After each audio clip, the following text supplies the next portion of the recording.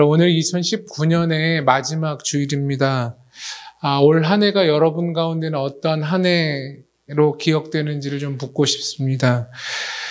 신앙에 있어서는 한 뼘 우리가 자랐는가, 또 우리가 삼일체 하나님에 대한 이해, 그리고 지식, 그리고 사랑에 있어서는 이전보다 더 뜨거웠는가를 되짚어 볼 또 시간이라고 생각합니다. 지금보다 제가 좀 더 어렸을 때에는 인생에 있어서 뭔가 그럴듯한 상황을 추구했던 적이 많이 있었습니다. 어떻게 해서든지 애쓰고 내가 바라고 소원하는 것을 하나님께 요구했고, 내 기대보다, 적어도 내 기대보다도 더한 그 하나님의 그 보상을 늘 사모했었습니다. 그런데 이제 한 해, 두 해 원치 않는 나이를 계속해서 이제 먹다 보니까 인생 그리고 신앙이 능동적인 요소보다는 수동적인 것이 훨씬 더 강하다라고 하는 것들을 배우게 되었습니다. 내가 원하던 소원, 그리고 내가 원하던 기대보다는 원치 않았고 상상할 수 없었던 방향으로 자꾸 흘러가는 내 모습과 상황을 보게 됩니다. 올 한 해도 그렇게 보았습니다. 결론 지은 것은 제가 완전히 이제 실패했다는 것입니다. 무엇을 실패했는가? 내 뜻과 내 바람에 대해서는 완전히 이제 실패했던 것입니다. 그래서 내년이 이제 기대되면서도 또 만만치 않는 또 내년을 보게 됩니다.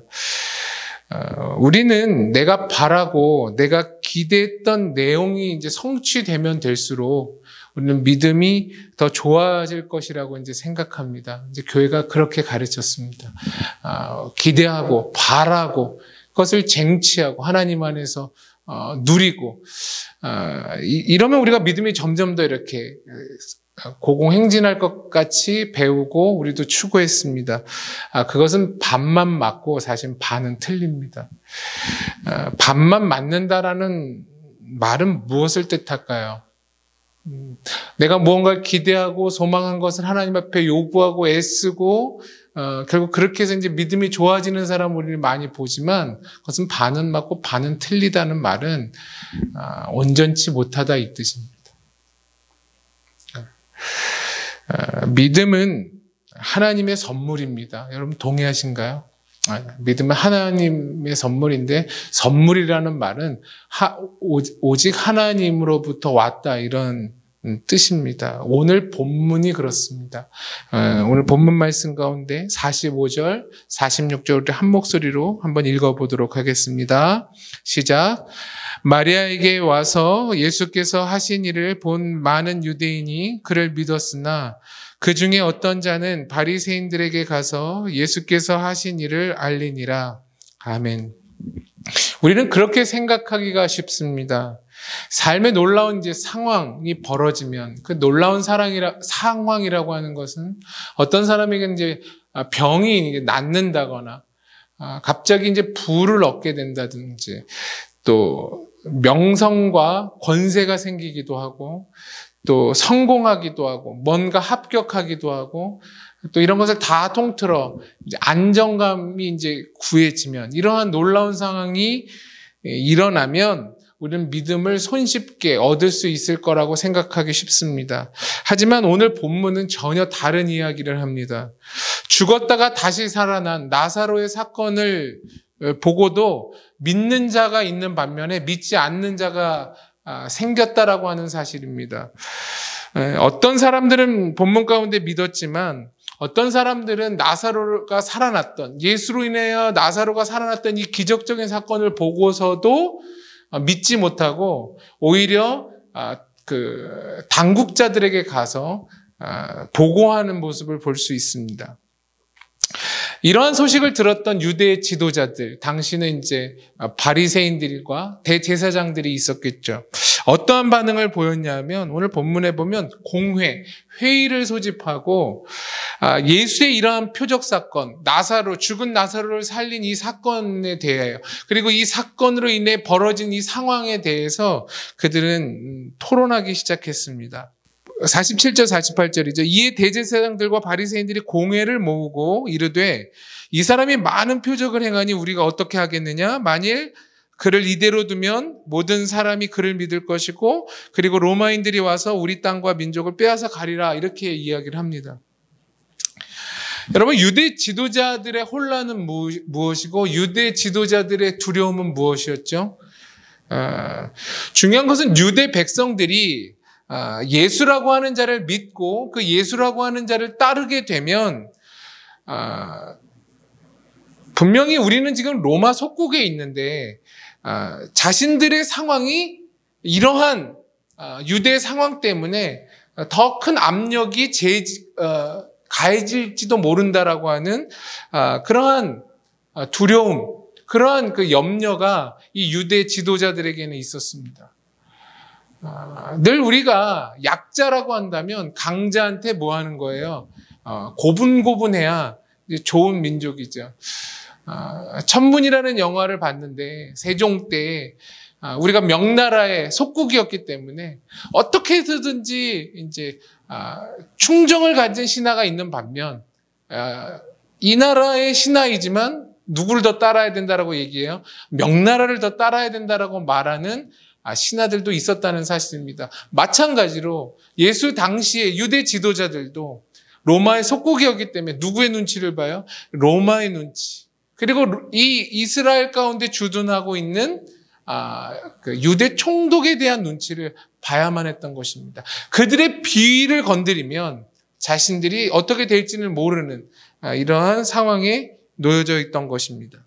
그들의 이러한 생각들은 다 정치적인 것에 연결되어 있었습니다. 그 정치적인 것이 결국 누구의 유익과 맞물려 있는가? 자신들의 위치와 이익에 맞물렸기 때문에 이들은 토론과 상황을 모의하지 않을 수 없었습니다. 여러분, 이 당시의 유대 총독의 권한은 어떠했냐면 사내들린 공회, 이 유대 지도자들, 대제사장들과 바리새인이라고 하는 뭐 쉽게 생각하면 이제 지금의 국회 같은 그러한 자들에게 영향력을 행사할 수 있는 사람이 유대 총독이었습니다. 또 이 유대 총독은, 우리가 잘 알고 있는 총독은 이제 본디오 빌라도가 있잖아요. 이 총독은, 로마로부터 파견된 유대 총독은 대제사장을 임명할 수 있는 권한이 있어요. 명할 수도 있고 폐할 수도 있는 권한이 총독 안에 있었습니다. 또 유대인의 사형 집행도 할 수 있는 권한이 있었어요. 막강한 권력을 갖고 있었던 사람이 이 유대 총독이었습니다.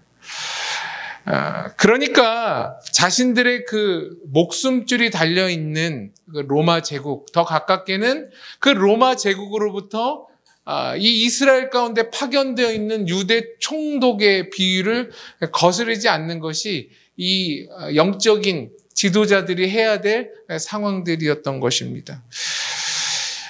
그런데 그런 상황 가운데 지금 예수 그리스도가 표적을 행하고 수많은 사람들이 그 예수 그리스도를 중심으로 지금 모여들고 있다는 것에 유대 지도자들은 불안감을 느끼고 두려움을 느꼈던 것입니다. 오늘 본문에 뭐라고 얘기하냐면 이들은 우리가 어떻게 하겠느냐, 이렇게 질문을 해요. 우리가 어떻게 하겠느냐라는 말은 47절에 우리에게는 전혀 방법이 없다, 이 얘기입니다. 우리에게는 별 뾰족한 수가 없다, 이 얘기죠. 이 갈등 상황에 지금 놓여 있는 것입니다.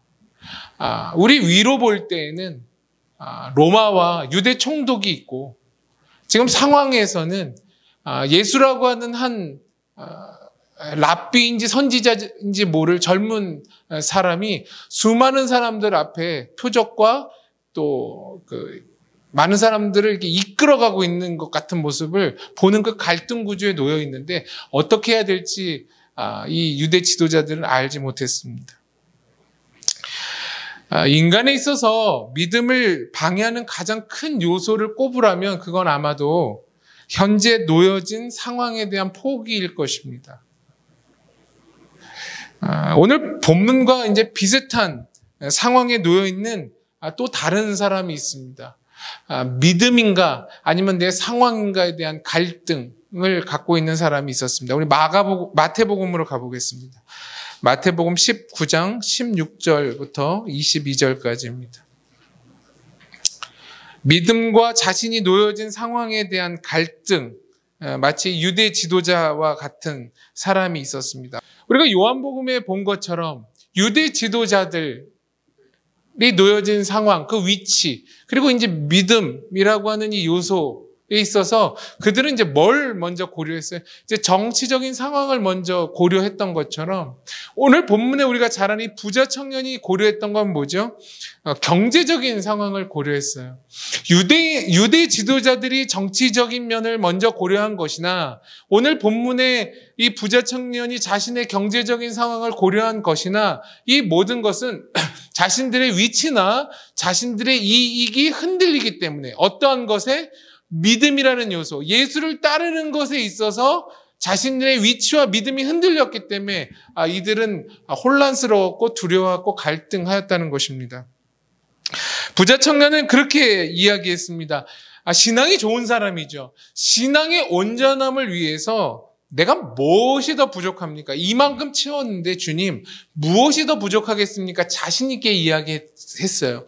그러니까 외형적으로 볼 때 그에게 있어서 신앙에는 부족함이 없었던 것이죠. 근데 예수 그리스도께서 그 중심을 꿰뚫어 보시고 정말로 자신이 꽁꽁 감춰놓았던 그 부분을 이제 건드신 것이죠. 인간적으로 볼 때 우리는 희생하고 포기할 것이 많은 사람이 믿음을 갖거나 예수를 믿기 어려울 거라고 생각합니다. 반면에 별로 희생할 것도 없고 포기할 것도 없고 가진 것 없는 사람이 예수를 따르기가 어쩌면 더 쉽다고 생각할지도 모르겠습니다. 이러한 것이 있을 수 있습니다. 물론 많이 갖고 있는 사람이 잃을 것이 훨씬 많은 사람이 예수를 따르는 것이 쉽지는 않을 것입니다. 그렇다고 해서 잃을 것이 하나도 없는, 소유가 없고 내가 가진 것이 없고 잃을 것 없는 사람이 다 믿음을 갖거나 예수를 잘 따르는 것도 아니라는 사실입니다. 인간은 자신들이 가진 것을 내려놓지 못해서 믿음을 포기하거나 제자의 길을 가지 못하는 것이 아니라 인간은 자기 자신을 포기할 수가 없어서 믿음을 갖거나 제자도를 하지 못하는 것입니다. 그러니까 무엇을 갖고 있느냐 없느냐보다 더 중요한 건 자신을 포기할 수 있느냐 없느냐의 문제로 우리는 가야 한다는 것입니다. 마태복음 19장 25절 26절에는 이러한 상황을 보고 제자들이 그렇게 얘기해요. 예수님의 이 요구하심에 누가 그렇다면 구원을 얻을 수 있겠습니까? 예수께서 이르시되 사람으로는 할 수 없으나 하나님으로서는 다 하실 수 있느냐 이렇게 얘기해요. 이 말은 무엇이죠? 인간은 스스로 못한다 이 말이죠. 오직 하나님으로만 이 일은 가능하다. 처음에 말씀드린 것처럼 믿음은 하나님의 선물이다. 오직 하나님으로부터만 오는 것이 믿음과 제자의 길이다 이 얘기하는 것입니다. 내가 나 하나를 죽이지 못합니다. 근데 불교는 그럴 수 있다라고 말합니다. 그래서 벽을 보는 것입니다. 장작더미에 올라가 있는 것이고 수행을 하는 것입니다. 그래서 세상도 그렇게 얘기해요. 우리가 할 수 있다라고 얘기해요. 우리가 얼마든지 우리의 심성을 죽일 수 있다. 가라앉힐 수 있을 거라고 말합니다. 인간은 못합니다. 인간은 하나님이 건드리시기 전까지, 하나님께서 간섭하시기 전까지 절대로 겸손할 수가 없고 인간은 죽을 수 없습니다. 마태복음 19장에 이러한 부자 청년의 상황의 비유를 뭐라고 얘기하냐면 낙타가 바늘귀로 들어가는 것 같다. 그것보다도 그것이 부자가 낙타가 바늘귀로 들어가는 것보다 것이 부자가 천국 들어가는 것보다 쉽다 이렇게 얘기를 하세요. 여러분, 낙타가 바늘귀로 들어간다는 게 말이 되지 않잖아요. 그러니까 인간의 힘으로는 거의 불가능한 영역에 가깝다라고 하는 문학적, 관용적 표현이 이런 표현이에요. 그게 더 쉽겠다 이렇게 얘기하는 거죠. 그러니까 부자가 천국, 하나님 나라 갈 수 없다라는 것은 다만 돈이 많거나가 아니라 자기 자신을 포기할 수 없는 사람을 말하는 것입니다. 근데 그건 우리가 할 수 없다 이렇게 성경은 이야기합니다. 열한 제자는 그렇게 이야기를 해요. 이 부자 청년의 상을 보고 주님, 우리는 모든 것을 다 버리고 주를 쫓았습니다 이렇게 얘기를 해요. 근데 예수님께서 그렇게 얘기했어요. 너희가 하나님 나라에서 그렇게 다스리게 될 거다 이렇게 얘기해요. 제자들조차도 자기가 뭔가를 다 버리고 쫓았다라고 얘기해요. 저 같으면 그래요. 니들이 뭘 알아서 쫓았겠냐라고 저는 콕 꼬집어 얘기하겠지만 예수님께서 그래, 너희들 훌륭하다 이렇게 말씀하시는 거예요. 그런 사람이 또 하나 등장하죠. 누가복음에 우리가 잘 아는 삭개오예요.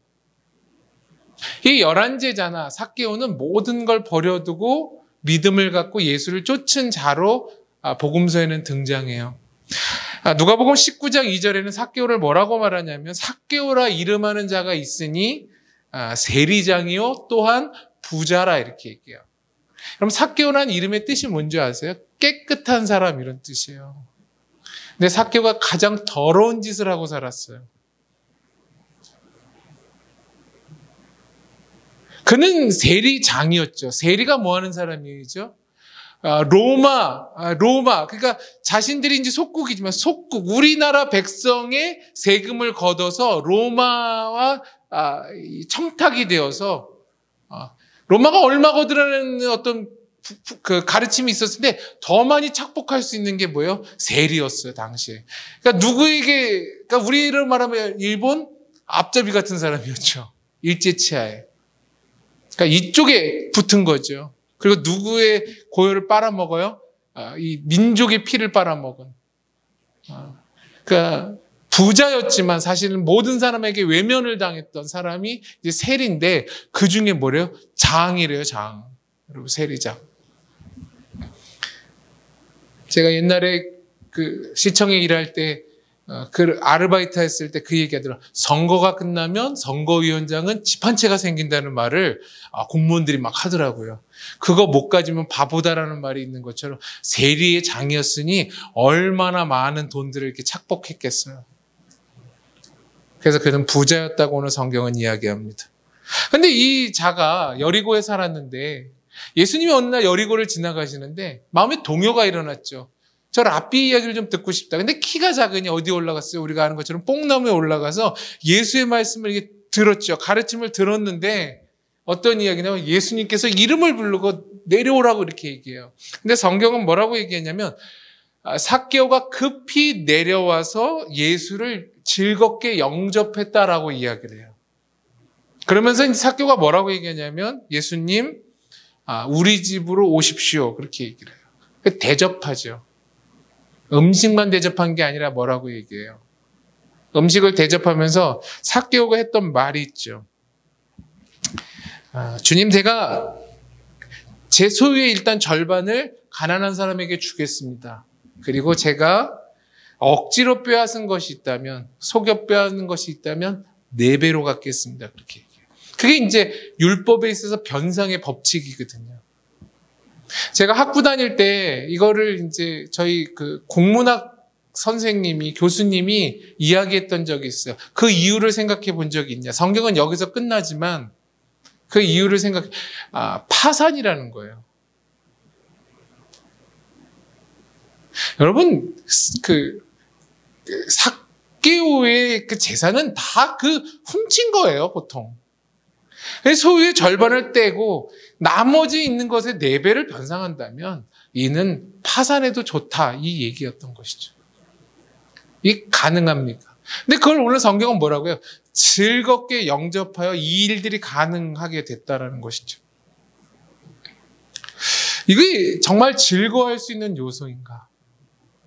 내 모든 기반을 다 무너뜨리고 예수를 이렇게 즐겁게 영접하고 따를 수 있는 게 가능한 것인가? 수많은 사람들이, 유대인들이 삭개오를 죄인이라고 칭하고 어떻게 죄인된 집에 가서 예수가 식사를 하겠느냐라고 이야기했지만, 예수님께서는 오늘 이 사람이 아브라함의 자손이다, 이곳에 구원이 임하였다라고 주님께서는 이야기하세요.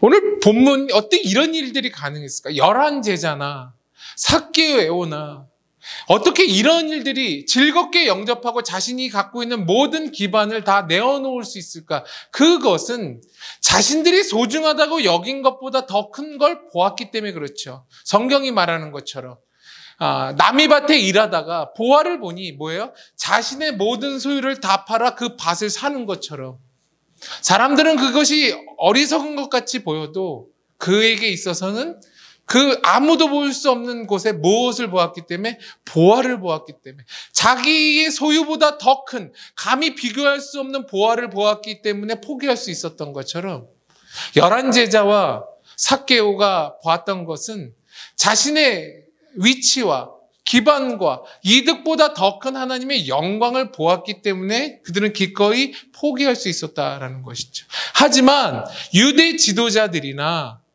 또 부자 청년은 그 하나님의 영광, 그러니까 밭만 본 것이지 그 밭 아래 감춰진 형언할 수 없는 하나님의 영광과 하나님 되심을 보지 못했기 때문에 그들은 믿음을 가질 수 없었다는 것입니다. 그렇기 때문에 오늘 본문을 우리가 보면서 깨닫는 것은, 믿음과 신앙은 내가 노력해서 얻는 게 아니구나라는 걸 깨달아야 합니다. 그 말은 이제 넉넉고 있자 이 말이 아닙니다. 내가 애써도 될 수 없으니까 이제 캐사라 캐세 그냥 될 대로 되라가 아니라 겸손해야겠죠. 내가 할 수 없으니 더욱 겸손하고 더욱 하나님의 은혜를 구하고, 믿음을 하나님께서 날마다 우리 가운데 선물로 주신다면, 하나님께서 내 안에 감동을 주시고 확신을 주어 믿음의 발걸음을 걸어간다면 우리는 감사해야죠. 찬양해야 되고 예배해야 되고, 또 우리는 사랑해야 되고 그분을, 그리고 그 사랑하는 자가 요구하시는 것에 헌신해야 되죠. 이렇게 가야 되는 것이 바람직한 것입니다. 하나가 막히면 이제 다 막히기 시작하는 것이죠. 여러분, 겸손히 은혜를 불러일으키고 은혜가 우리로 하여금 더욱더 하나님께 간구하며, 그것이 계속해서 감사와 찬양과 예배와 사랑과 헌신까지로 이렇게 가게 만든다는 것입니다. 그것이 오늘 본문이 우리에게 얘기하는 것입니다. 우리가 애써도 우리가 만들어낼 수 없는 게 뭐다? 이 믿음과 포기라는 것입니다. 하나님이 그것을 만들어내고 계시고 우리에게 그런 것을 이렇게 이끌어 가신다면 우리는 감사해야 하는 것입니다.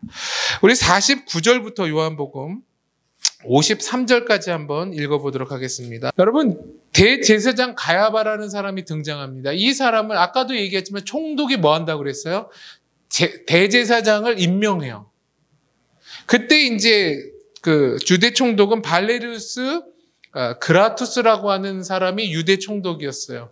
이 그라투스가 있었던 총독 당시에 이 가야바는 주후 18년부터 36년까지 이 사람이 대제사장의 그 대표를 했어요. 그 사람이 이제 가야바입니다. 가야바가 말을 하나 하는데 그게 무엇이냐면 그런 것이죠.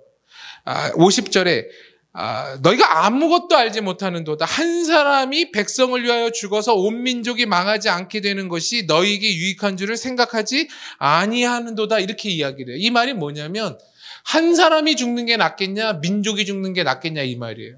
그러니까 누가 죽는 게 맞겠다는 거죠? 예수가 죽는 게 맞겠다 이렇게. 근데 사도 요한은 요한복음에서 이렇게 부연 설명을 해요. 51절에 이 말은 그가 스스로 함이 아니요 이렇게 얘기해요. 이게 무슨 말이죠? 그러니까 가야바, 이 대제사장의 대표였던 가야바의 말이 지니는 의미가 너무 크다 이 말인 것이죠. 그러니까 가야바는 철저하게 불경건한 불의한 말을 했죠. 야, 한 사람 죽는 게 맞아? 우리 다 같이 몰살하는 게 맞아? 그럼 뭘 이렇게 어렵게 생각해? 이렇게 이야기하는 것입니다. 이런 불경건하고 이 불의한 발언, 이 말에 하나님은 하나님의 뜻을 담으세요. 그게 뭐죠? 이 사람은 불경건하게 자신의 이익과 자신의 정치적인 위치를 위해서 예수를 죽는 게, 한 사람 죽는 게 마땅하다라고 얘기하지만 이것은 사실 하나님의 계획적인 측면에서 본다면 이건 옳은 얘기였어요. 하지만 이 사람은 옳지 않게 이야기했다는 것입니다. 여러분, 이 지점이 굉장히 중요한 것입니다. 이런 상황을 인식하고 우리가 넘어가야만 우리 신앙이 자랍니다. 그게 무슨 말이냐면, 여러분, 불경건하고 이 불의한 자, 불경건하고 불의한 말, 여기에 하나님은 자신의 뜻을 담으세요. 이 역설을 기억하시겠어요? 자신의 뜻이란 뭘까요? 자신의 계획이기도 하고, 자신의 역사이기도 하고, 자신의 주권이기도 하고, 이 더 어려운 말로 예정이라고 말합니다. 하나님께서는 하나님과 자신을 맺는 사람으로 누구를 사실 유대사회에 세우셨어요? 대제사장을 세웠잖아요. 그런데 그 대제사장이 자신의 본연의 역할을 하지 못하고 어떤 역할을 해요? 하나님의 뜻과 백성의 사이를 연결하는 자로 존재하는 게 아니라 지금 자기의 사리사욕을 위해서 지금 존재하고 있는 거예요. 그 사람의 불의한 말에 하나님은 하나님의 그 높고 숭고한 뜻을 담으세요. 그게 뭐죠? 예수를 죽여 참으로 영적으로 인류를 살리고자 하는 하나님의 뜻을 담으셨다라는 사실이죠. 이게 놀라운 하나님의 일하심이에요. 여러분, 세상 가운데 악인과 사단으로 대변되어지는 이 모든 세상은 자신들이 무슨 말을 하고 자신이 무슨 행동을 하는지를 깨닫지를 못해요. 근데 하나님께서는 그 너머에서 일하고 계세요. 그게 예정이에요. 하나님이 그들을 조종하지는 않으세요. 그들은 철저하게 악인의 역할을 하고 그는 철저하게 사단의 역할들을 해요. 그런 행동을 하고 그런 계획을 짜고 그런 말들을 하지만 하나님께서는 무슨 일을 하고 계신지 그들은 헤아릴 수가 없는 것이죠. 언제나 여러분 시대와 역사를 살펴보면 모든 그런 사람들은 자신의 이익 그리고 자신의 성격에 맞게 역할을 하는 거예요. 그 누구도 자신이 악역을 한다고 생각하지는 않아요. 근데 하나님 측면에 볼 때에는 악역을 하고 있는 거죠. 우리가 잘 아는 여러분 가룟 유다도 그는 악역을 한다고 생각하지 않았을 거예요. 그 사람은 무엇으로 가득 찬 사람이죠? 내 나라 이스라엘의 독립을 누구보다 꿈꿨던 사람이에요. 그러한 마음으로 누구를 따랐던 거죠? 예수를 따랐던 거 아니에요.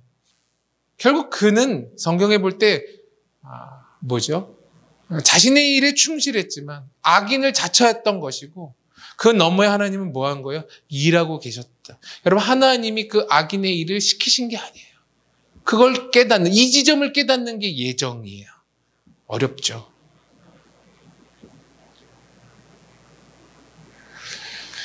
하나님께서는 왜 악인을 이렇게 다 쓸어버리고 이렇게 일하지 않으실까?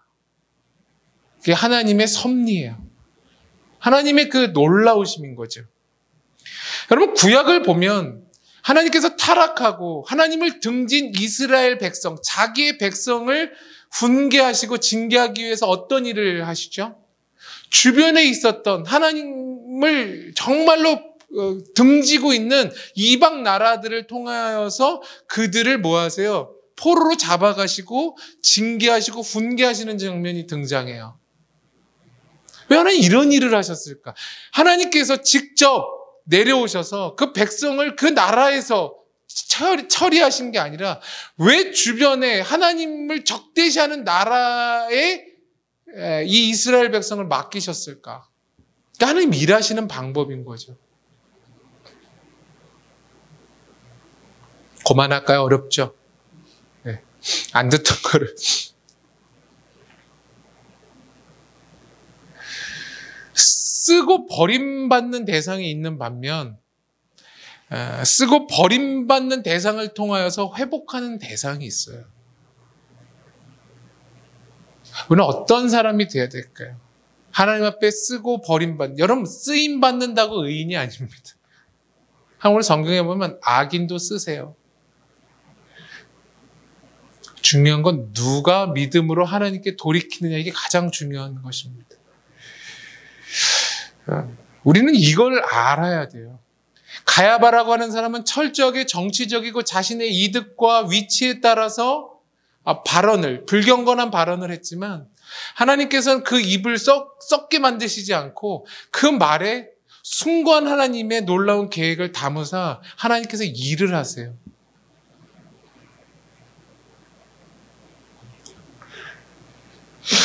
하나님은 자신의 사역에 의인만 쓰시는 것이 아니라 인생을 보고 성경을 보면 악인을 훨씬 더 많이 쓰세요. 무엇을 통해 우리는 알 수 있을까요? 성경을 이렇게 많이 보시면 돼요. 구약을 보세요. 하나 악인을 훨씬 많이 쓰세요. 악한 나라, 악한 사람들을 훨씬, 그걸 통해 하나님께서는 일을 하세요. 또 우리의 영화나 우리의 드라마를 보시면 여러분, 영화와 드라마가 재밌으려면 누가 잘해야 되죠? 조연이 잘해야 돼요. 조연 중에 어떤 조연이 잘하죠? 주인공의 반대편에 있는 조연이 잘해야만, 그 연기를 잘해야만 주인공이 살아요. 악인이 더 악랄하고 주인공의 상대편에 있는 사람이 더 그 악에 대해서 자기의 역할에 집요하면 집요할수록 드라마나 영화는 더 흥미진진해지고 주인공은 훨씬 더 드러나게 되어 있어요. 그래서 우리는 다 모두가 각자의 역할을 해야 돼요. 책임을 해야 된다고요. 로마서 12장엔 우리가 잘 아는 것처럼 11장까지 바울이 복음이란 이런 것이다 이렇게 얘기하고 12장부터는 그 복음을 받은 신자는 이렇게 살아야 된다라고 하는 윤리를 가르치는 것이 12장의 내용입니다.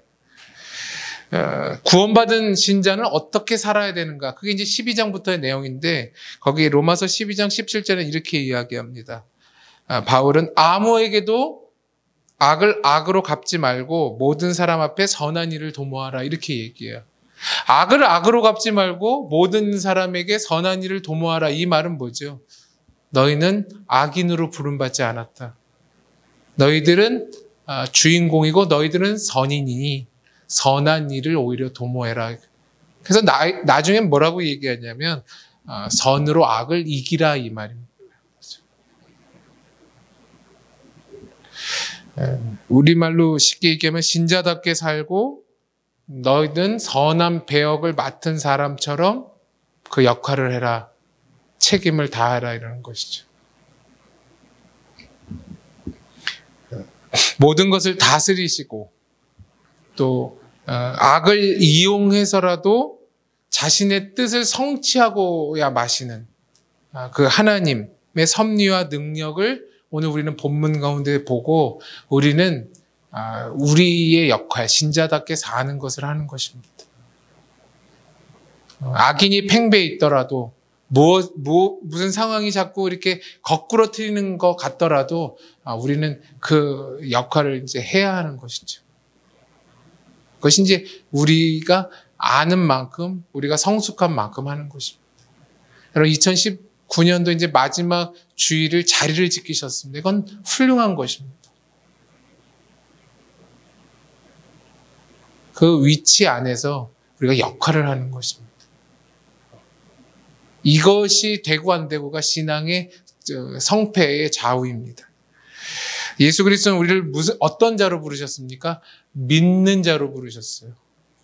그렇기 때문에 우리는 믿는 자로, 선한 일을 도모하는 자로, 하나님의 선한 역할을 부여받은 자로 우리는 살아야 하는 것입니다. 그렇게 우리에게 주어진 길들을 갈 수 있는 저와 여러분 되시기를 축원합니다. 기도하겠습니다.